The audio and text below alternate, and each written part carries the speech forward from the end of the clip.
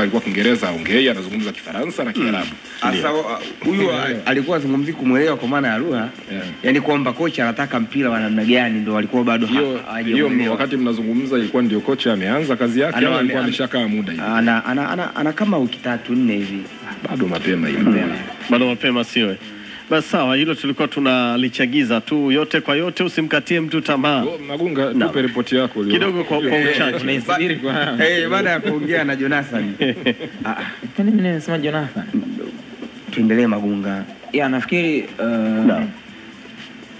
kitu ambacho aliniambia, alisema training ya siku ya kwanza mwalimu alijitambulisha tu kwa wachezaji na hakukuwa na mambo mengi.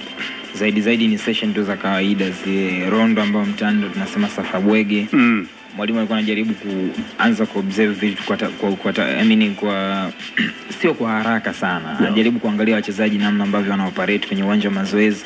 And then baada kama siku hii niliongea naye baada ya kucheza mchezo wao wa kirafiki, mechi ya pili ama ya kwanza?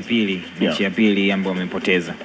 Akasema baada kama siku 2 mwalimu baada ya kuona wachezaji sasa alichokisema kwa wachezaji ni kwamba kwa namna ambavyo anaona wachezaji na namna ambavyo aliwashuhudia kwenye ile michezo miwili, anaamini kama wakiishi kwenye ile falsafa ambayo Simba amezoea kuicheza kwa miaka mingi, kitakuwa kitu bora zaidi kutokana na profile nyingi za wachezaji waliopo pale. Ndio. Kwa hiyo hicho alichosema falsafa ya Simba kwa miaka mingi kinaendana na falsafa yake. Of course. Ni vitu ambavyo vinaendana kwa sababu kama unakumbuka kama ulishuhudia ile michezo miwili Gabo kirafiki. No. Ya kimataifa. Hizi mechi ambazo Simba alicheza na Gaborone. Unajua Gaborone ni aina ya timu ambayo kwanza ilikuwa inacheza kwa kasi, lakini pia ilikuwa inahama kwa pasi fupi kabisa. Na wachezaji walikuwa na uwezo wa kucombine maeneo yote ya uwanja, chini, katikati ya kiwanja, maeneo ya pembeni. Na ndio hicho na mimi pia nilikuwa nataka kusema kwamba ambacho mimi nategemea kukiona kwenye mechi ambayo Simba atacheza na hawa jamaa zetu wa Eswatini ni kitu cha tofauti. Of course kocha hajakaa muda, kwa hiyo naamini bado kuna blueprint ya Fadlu ipo, lakini aina ya mpira wa Pantev na Fadlu ni tofauti, na tofauti yake kubwa ni kwenye eneo la build up.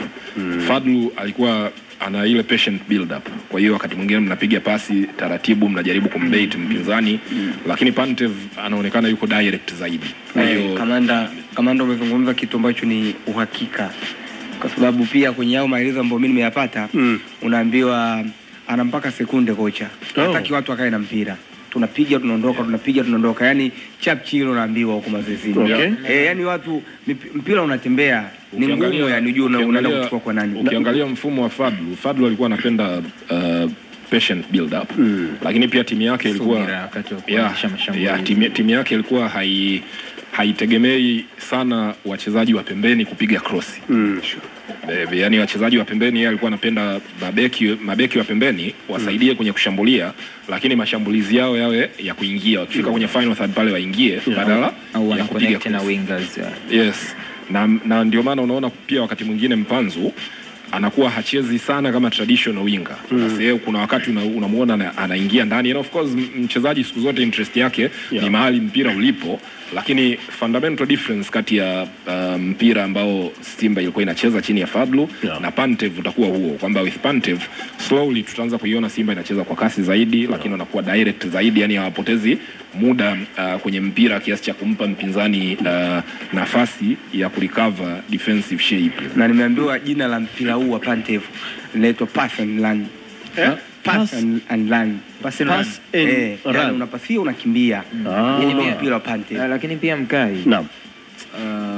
Baadaye alikuja kuniambia bado kuna changamoto. Ndio. Aliadmit hilo kwa sababu alichokuwa anasema ni kwamba kwa namna ambavyo jamaa anataka wachezaji wacheze wakiwa na mpira bila mpira na hata kwenye mabadiliko wanahitaji muda. Kwa sababu anasema mara nyingi baada ya mazoezi kutamatika, kitu ambacho anakisisitiza sana ni kwamba bado timu ina changamoto, na kwa maana kwamba namna gani wachezaji wanatakiwa kumove wakati timu ina mpira, yani kuhama kutoka eneo moja kwenda eneo lingine, kwa sababu obviously kama wachezaji wana move ni lazima wao wana connect, wanatengeneza uhusiano.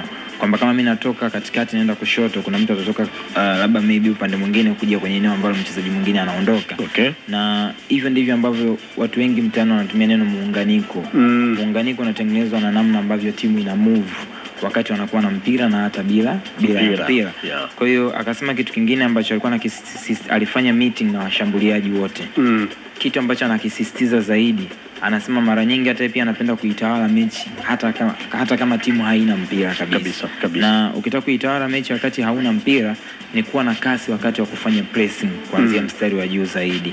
Na akasema kitu ambacho kinawasumbua na hata kitu ambacho kimeletea shida kwenye mechi ya mwisho ya kirafiki ni bado timu yao inakosa ile coordination, ule muunganiko kuanzia mstari wa ulinzi, viungo na washambuliaji wakati wa kupress. Na akasema mwalimu anaopti zaidi kufanya man marking kuanzia mstari wa kwanza mpaka kwenye eneo la midfield. Lakini pia nataka watu kuwa aggressive zaidi na kuwa compact, ambavyo ni vitu vya kawaida kwa makocha wengi watahitaji kuona wachezaji wakifanya. So akasema wakati mwingine pia kwa washambuliaji wakati wa kupress na wapo ugumu, kwa sababu mshambuliaji unatakiwa kutumia nishati ya kutosha kwenye ile eneo. Yaani usihusike tu wakati timu ina mpira inashambulia bila ya mpira, kwa sababu alisema pia timu inatakiwa itengeneze nafasi ikiwa haina mpira. Na kutengeneza nafasi wakati hauna mpira ni kwamba utapress kuanzia eneo la juu, mwisho siku kipora mipira kwenye maeneo hatarishi unaweza kufanya turnovers. Kwa hiyo nafikiri ni vitu ambavyo wanasimba sana matarajio makubwa sana kwa sasa. Ndio. Wanahitaji kumpa mwalimu muda afanye hiyo kazi, kwa sababu hivi vitu vyote tunavyozungumza ni tunazungumza kwenye hizi mic. Lakini kwa operate uwanjani ni vitu ambavyo vinahitaji kitu ambacho tegemea kukisikia. Dimitar Pantev toka ameichukua Simba nadhani hazijazidi wiki 2. Sio? Kwa hiyo kwenye mechi yake ya kwanza ya ugenini, I believe Simba watacheza with a degree of caution. Yani kutakuwa na aina fulani ya tahadhari, kwa sababu ni mechi ya ugenini na lazima muheshimu mpinzani. Kwa hiyo sitegemei kama kutakuwa na mazingira ya kujilipua sana as if wanacheza labda na timu ya ligi daraja la 3.